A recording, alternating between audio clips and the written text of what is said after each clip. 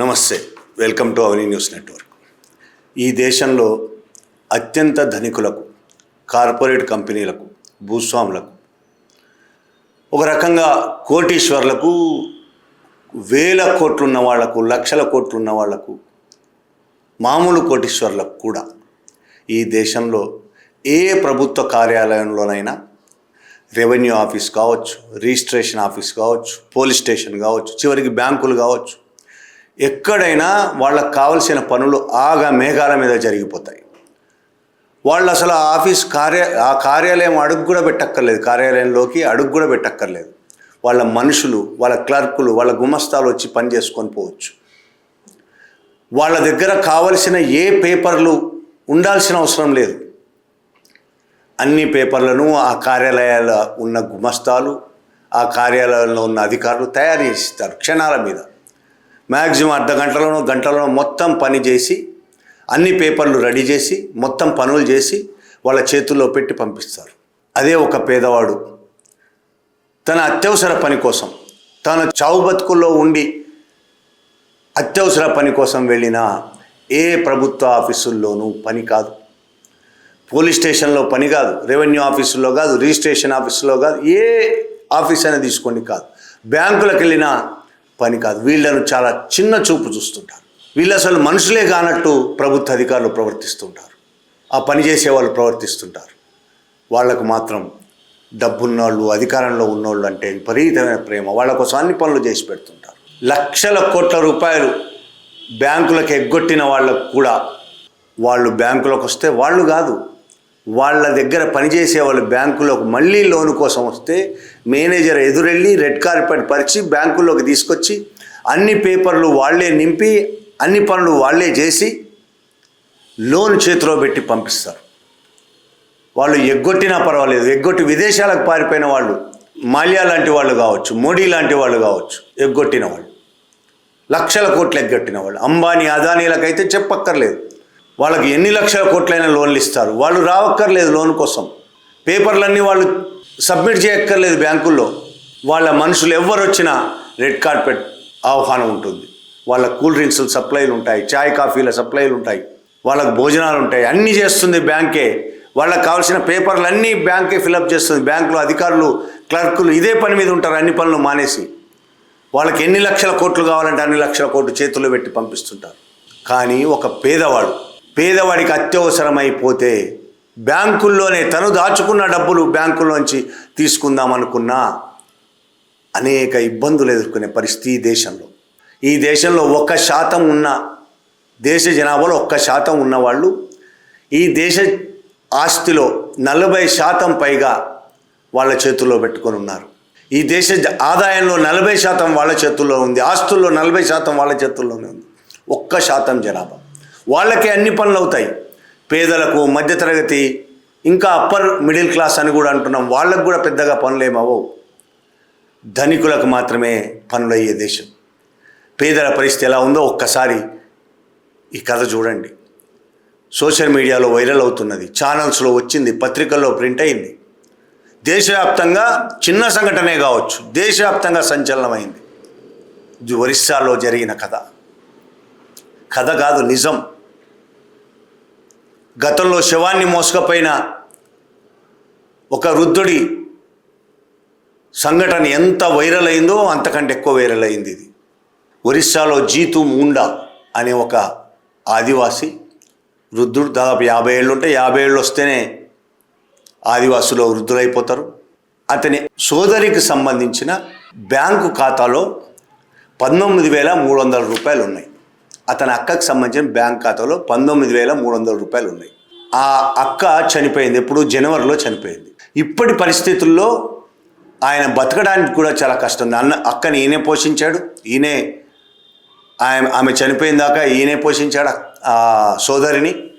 వాళ్ళ అక్క చనిపోయిన తర్వాత, జనవరిలో చనిపోయింది, ఇప్పటిదాకా మొన్నటిదాకా ఈయన అనేక కష్టాలు పడుతూ జీవిస్తూ ఉన్నాడు. అక్క ఖాతాలో 19,300 కొంత డబ్బు ఉందని నాకు తెలుసు.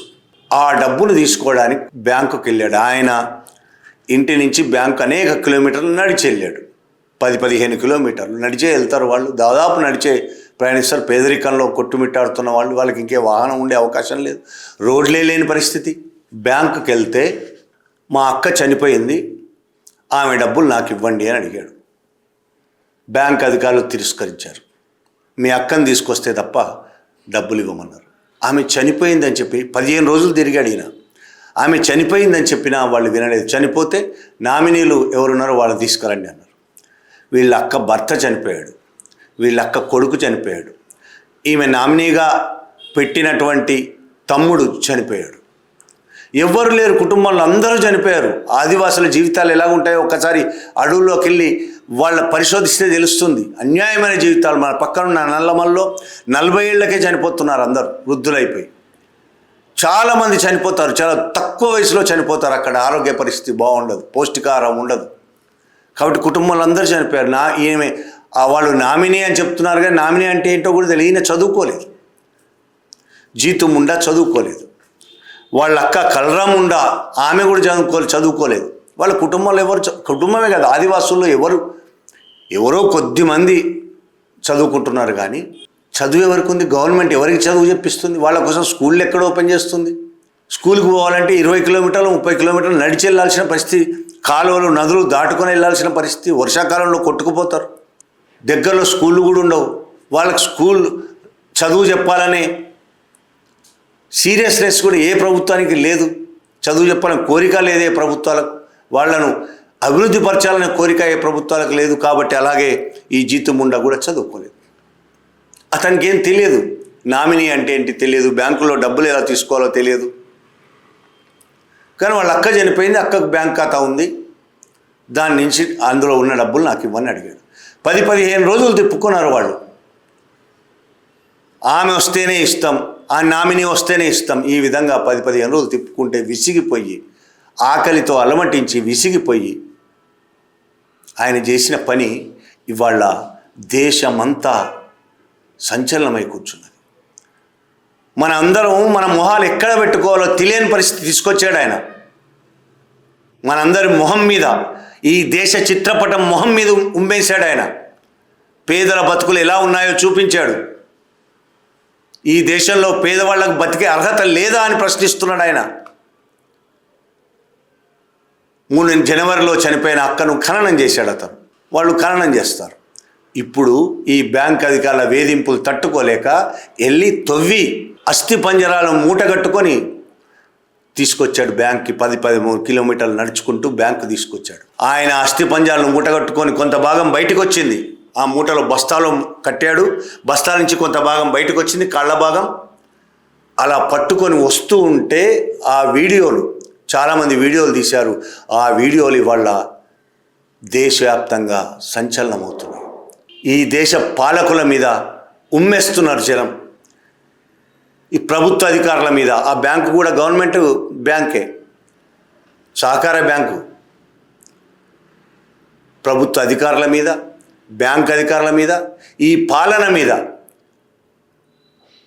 ఉమ్మేస్తున్నారు. అది చూసి జనం పాపం మనసు కూడగట్టుకొని ఆ మొత్తం అస్థిపంజరాన్ని తీసుకొని బ్యాంక్ ముందుకు వచ్చాడు.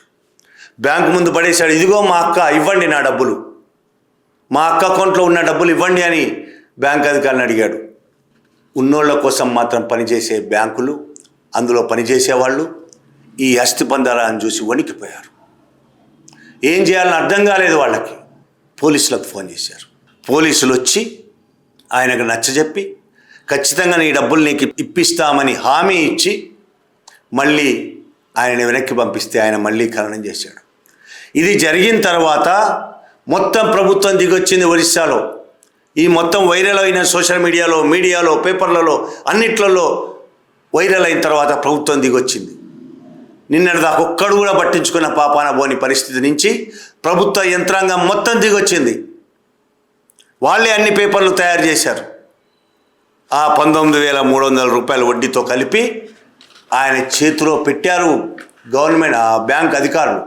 ఆ చేతిలో పెడుతూ చాలా గొప్ప పని చేశామన్నట్టు ఫోటోలు, వీడియోలు తీసుకున్నారు, ఫోటోలు దిగారు పేపర్లలో ఇవ్వడానికి. చూసారా ఎంత గొప్పగా చేశాము ఈ పని అని. సిగ్గుపడాల్సిన అంశం. 15 రోజులు ఆయన తిప్పించుకొని మీ నిబంధనలు, మీ పేపర్ వర్క్ ఆయనకేం తెలుసు పాపం? చదువు రాని వాడే కాదు, అసలు ఈ సమాజం గురించి తెలియని వాడు, అడవుల్లో బతుకుతున్నవాడు. ఆయన కోసం పని చేసి పెట్టాల్సిన బాధ్యత మీ బ్యాంకులో ఒక్క ఉద్యోగికి కూడా లేదా? ఒక్క ఉద్యోగి కూడా అలాంటి ఉద్యోగిని మీరు పెట్టుకోలేదా? బ్యాంకుల్లో పేదవాళ్ళు అంటే, బ్యాంకుల్లోనే కదా, ఎక్కడ చూడు పేదవాళ్ళు అంటే ఇంత చులకన. ఆయన పేపర్ నింపలేడు, డెత్ సర్టిఫికేట్ తెమ్మంటే అసలు అది ఏంటిదో కూడా తెలియదు ఆయనకి. ఎక్కడికి పోయి తేవాలో కూడా తెలియదు. ఆయనకు చెప్పేవాళ్ళు ఎవరు? కనీసం తీసుకెళ్ళి చూపించేవాళ్ళు ఎవరు? ఇదిగో ఇక్కడి నుంచి తేవాలి అని. పోనీ డెత్ సర్టిఫికేట్ కోసం పోతే ఆ ప్రభుత్వ కార్యాలయానికి వాళ్ళు ఎన్ని హింసలు పెడతారు, వాళ్ళు ఎన్నిసార్లు తెప్పిస్తారు, ఎన్ని లంచాలు అడుగుతారు. మనకు తెలియందా ఈ దేశంలో లంచం లేకుండా ఏ పనైనా అవుతుందా? ప్రభుత్వ ఆఫీసులో ఒక్క పని, పేదవాడికి ఒక్క పని కూడా కాదు లంచం లేకుండా. లంచం లేకుండా పని ఎవరు చేసుకోగలరా అంటే అధికారంలో ఉన్న వాళ్ళు పవర్ ఉన్న వాళ్ళు చేసుకోగలరు, లేదు డబ్బిచ్చిన వాళ్ళు పనులు చేసుకోగలరు. లంచం లేకుండా ఏ ప్రభుత్వ ఆఫీసుల్లోనైనా పని జరుగుతుందా? అలాగే ఈ బ్యాంకులో జరగలేదు. డెత్ సర్టిఫికెట్ తెచ్చుకోమంటే ఆయన తెచ్చుకోలేకపోయాడు. ఎలాగో తెచ్చుకోవాలన్నా ఏం జరుగుతుందో, మరింత ప్రాసెస్ ఏం జరుగుతుందో మనం ఊహించగలం. డెత్ సర్టిఫికెట్ ఆయనకు వచ్చే అవకాశం కూడా లేదు. అడవుల్లో సంగతి ఎందుకు, హైదరాబాదులో డెత్ సర్టిఫికేట్ తెచ్చుకోవాలంటే ఎన్ని కష్టాలు పడాలో సొంత వాళ్ళు చనిపోయినప్పుడు చాలామంది అనుభవంలోకి ఉంటుంది. బర్త్ సర్టిఫికేట్ తెచ్చుకోవాలన్నా లంచాలు ఇవ్వాల్సిన పరిస్థితి దేశంలో. ఇక సొంత పనులు, రిజిస్ట్రేషన్ ఆఫీస్లో పనులు కానీ, పోలీస్ స్టేషన్లో పనులు కానీ, ఏది ఫ్రీగా అవుతుంది ఈ దేశంలో? పన్నులు కడతాం, ఫ్రీగా ఏది అవ్వదని మాట్లాడుతాం. అవును, పన్నులు కడతాం. దేనికోసం కడుతున్నాం? మీ అందరి జీతాలు ఇవ్వట్లే, మా పన్నుల్లోంచే ఈ దేశం నడుస్తుంది, మా పన్నుల్లోంచే నడుస్తుంది. కోట్లు సంపాదిస్తున్న 1% మంది నడిపించట్లే ఈ దేశాన్ని. నిజంగా వాళ్ళ చేతుల్లోనే ఉంది దేశం, వాళ్ళే నడిపిస్తున్న ప్రభుత్వాలను, కానీ వాళ్ళ వల్ల నడవట్లేదు ఈ దేశం. 80-90% ఉన్న ప్రజలు కడుతున్న పన్నుల వల్ల నడుస్తుంది ఈ దేశం. కానీ ఈ నడుస్తున్న దేశంలోని ఆదాయాన్ని కొల్లగొడుతున్నది ఆ 1% జనం. వాళ్ళ కోసం ఈ బ్యాంకులు ఉన్నాయి, వాళ్ళ కోసం ఈ ప్రభుత్వ ఆఫీసులు ఉన్నాయి. ఇంత దుర్మార్గంగా ఈ జీతు ముండాను హింసించిన, వేధించిన, కనీసం జాలి మానవత్వం లేని వాళ్ళని ఏమనాలి? వాళ్ళని ఆ విధంగా తయారు చేసిన వ్యవస్థనేమనాలి? బ్యాంకులో ఎవరికైనా ఆ బ్యాంకులో కావలసిన ఫామ్స్ నింపకపోతే నింపడానికి ఒక ఉద్యోగి కూడా ఉండడా? అసలు ఎలా చేయాలి, ఏం చేయాలి అని వచ్చిన వ్యక్తులకు చెప్పే ఒక ఉద్యోగి కూడా ఉండడా? చదువు లేని వాళ్లకు బ్యాంక్ అకౌంట్లు తీసుకునే హక్కే లేదా? ఒక ఉద్యోగి దానికోసం ఉండాలి కదా. ఎవరి మీద బతుకుతున్నారు మీరందరూ? ప్రజల పన్నుల మీద బతుకుతున్నారు. ఆ జీతు కూడా పన్నులు కడుతున్నాడు. అలాంటి వాళ్ళు ఈ దేశంలో కోట్ల మంది ఉన్నారు. వాళ్ళ పన్నుల వల్లనే కదా మీరు బతుకుతున్నారు. ప్రభుత్వ ఉద్యోగులు కావచ్చు, బ్యాంకు ఉద్యోగులు కావచ్చు, మీకు తక్కువ జీతాలే కావచ్చు, మీరు మామూలు బతికే కావచ్చు, కానీ ఎవరి కోసం పనిచేస్తున్నారు? మీరు దేశ ప్రజల కోసం పనిచేస్తున్నారా? వీళ్ళు ఇచ్చే పన్నుల మీద ఆధారపడి జీతాలు తీసుకుంటున్న మీరు దేశ ప్రజల కోసం పనిచేస్తున్నారా? మీ పైనున్న కార్పొరేట్ అధికారుల కోసం, కార్పొరేట్ కంపెనీల కోసం పనిచేస్తున్నారా? ఆలోచించుకునే పనే లేదా ఎప్పుడు? పోనీ నిబంధనలు పాటించకపోతే ఏమీ చేయలేము. అందులో అధికారులు, ఉద్యోగులు, ప్రభుత్వ అధికారులు కానీ, బ్యాంకు ఉద్యోగులు కానీ, బ్యాంక్ అధికారులు కానీ చాలా స్పష్టంగా చెప్తుంటారు, నిబంధనల ప్రకారమే మేము నడుస్తాం, నిబంధనలకు అనుగుణంగానే అన్నీ నడుస్తాయి. కాబట్టి జీతు ముండా నిబంధనలకు అనుకూలంగా లేడు కాబట్టి, నిబంధనలు పరిపూర్తి చేయలేదు కాబట్టి ఆయనకి ఇవ్వలేకపోయాం. చాలా సింపుల్గా చెప్పొచ్చు. కానీ ఇప్పుడు ఎందుకు ఇచ్చారు మరి? ఆ 19,300 రూపాయలు ఇచ్చేశారు కదా, చాలా గొప్పగా ఫోటోలు దిగారు కదా, ఇప్పుడు ఎందుకు ఇచ్చినట్టు? ఏ నిబంధనలకు అనుగుణంగా ఇచ్చారు? ఇవి దేశమంతా గగ్గోలు పెట్టడంతో, ప్రభుత్వ యంత్రాంగం మొత్తం దిగి రావడంతో అన్ని ఫాములు మీరే నింపుకొని ఏం తెచ్చుకున్నారు? డెత్ సర్టిఫికేట్లు తెచ్చుకున్నారు. కలెక్టర్ ఆదేశాలు ఇచ్చాడు, వెంటనే పని పూర్తి కావాలని. కలెక్టర్ ఆదేశాలతో చచ్చినట్టు డెత్ సర్టిఫికేట్ వీళ్ళే తెచ్చుకొని ఉంటారు. అన్ని కార్యక్రమాలు వీళ్ళే పూర్తి చేసి ఇప్పుడు డబ్బులు ఇచ్చారు. ఇప్పుడు ఎట్లయింది మరి? ఇదే పని ముందెందుకు చేయలేదు? ఇదే పని 15-20 రోజుల ముందు చేసి ఉంటే ఈ దేశ పరిస్థితి ఎంత దుర్మార్గంగా ఉందో ప్రపంచానికి తెలియకపోయేది కదా. ఓ మంచి పని చేశారు మీరు. ఈ దేశం ఎట్లుందో ప్రపంచం ముందు చూపించారు. శవాలను మోసుకుంటూ 15 కిలోమీటర్లు నడిచే పరిస్థితి, శవాలు తెస్తే తప్ప, బ్యాంకులకు తెస్తే తప్ప తన డబ్బులు తనకు వచ్చే పరిస్థితి లేదనే నిజం ప్రపంచానికి తెలియజేసినందుకు మీ కృతజ్ఞతలు. ఆ బ్యాంకు అధికారులకు, ఆ బ్యాంకు ఉద్యోగుల కృతజ్ఞతలు. ప్రతిసారి ఏదో ఒక రకంగా ఈ విధంగా ఈ దేశ దారుణమైన పరిస్థితులు బయటపడుతూనే ఉంటాయి ఏదో ఒక కారణంగా. అలా ఇప్పుడు ఇది బయటపడ్డది. రోజుకి ఎన్ని జరుగుతున్నాయో, ఇది బయటపడింది చాలా బయటపడకుండా ఉంటాయి. కొన్ని లక్షల సంఘటనలు బయటపడకుండా ఉంటాయి. చాలా పెద్ద దేశం కదా, 140 కోట్ల జనాభా ఉన్న దేశం. రోజుకి ఎన్ని జరుగుతుంటాయి ఇట్లా. పేదలకు ఎన్ని అన్యాయాలు జరుగుతున్నాయో రోజు దేశంలో ఎవరు చెప్పగలరు? గొంతు కూడా లేని వాళ్ళు గట్టిగా గొంతిప్పితే పోలీసులను ఉపయోగించి బలవంతంగా అణిచేస్తారు మీరు. ఈ ప్రభుత్వం, ఈ పాలకులు, ఈ వ్యవస్థ నడిపించే వాళ్ళు పేదలను తమకు పనిచేసే యంత్రాలుగా మాత్రమే చూస్తారు తప్ప వాళ్ళు మనుషులే అని, వాళ్లకు సమస్యలు ఉన్నాయని, వాళ్ళ సమస్యలను మనమే తీర్చాలని కనీసం ఎన్నడైనా ఆలోచించిన పాపాన పోయారా? ఇవాళ జీతు ముండా మన భారతదేశం ముఖాన్ని మన ముందు చూపించాడు.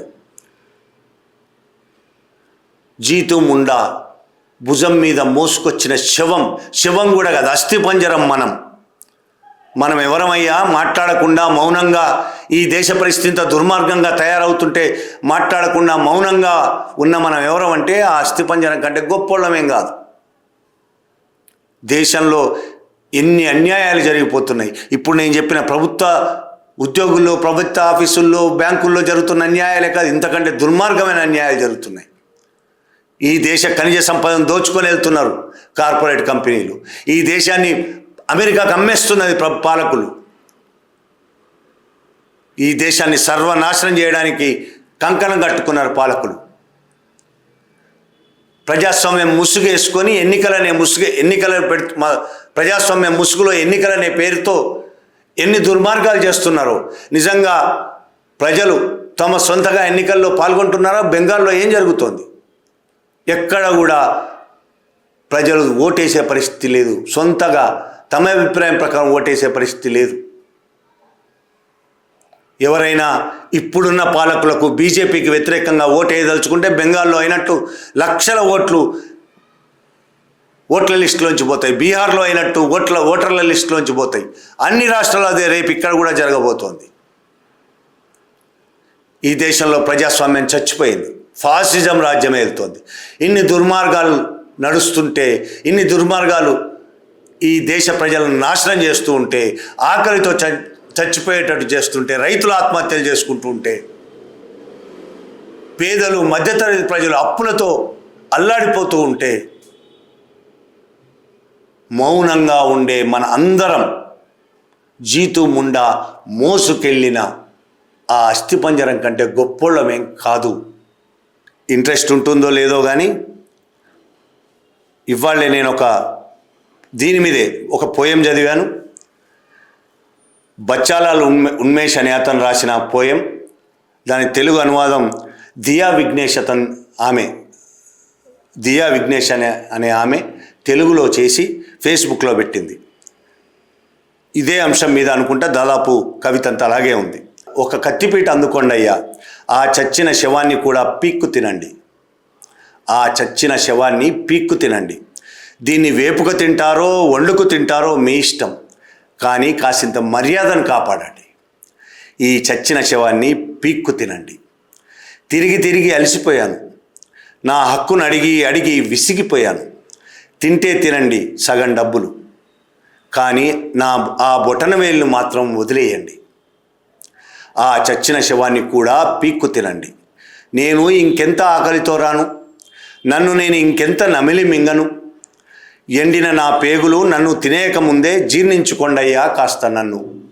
ఆ చచ్చిన శవాన్ని కూడా పీక్కు తినండి. దళితుణ్ణి, దరిద్రుణ్ణి, వెనకబడిన వర్గపు వంటికాయను హక్కులన్నింటికీ దూరంగా వెలేయబడ్డవాణ్ణయ్యా. నా రక్తంతో నడుపుకో నీ ప్రభుత్వాన్ని, నీ సొంత కారుని. ఆ చచ్చిన శవాన్ని కూడా పీక్కు తినండి. అవును, నేను నిరక్షరాస్యుడినే, కానీ మూర్ఖుణ్ణి కాదు. నిజమే, అక్షరాల మీద నాకంత పట్టు లేదు. కానీ టిప్ టాప్గా సూటు బూటు వేసుకొని మెడకు టై కట్టుకు తిరిగే చచ్చిన పీనుగుల్ని గుర్తుపట్టగలను నేను. ఇంకేముందయ్యా మాట్లాడడానికి? ఆ చచ్చిన శవాన్ని కూడా పీక్కు తినండి. ఇది రాసింది బచ్చాలాల్ ఉన్మేష్, తెలుగు స్వేచ్ఛానువాదం Diya Vignesh. Thank you very much.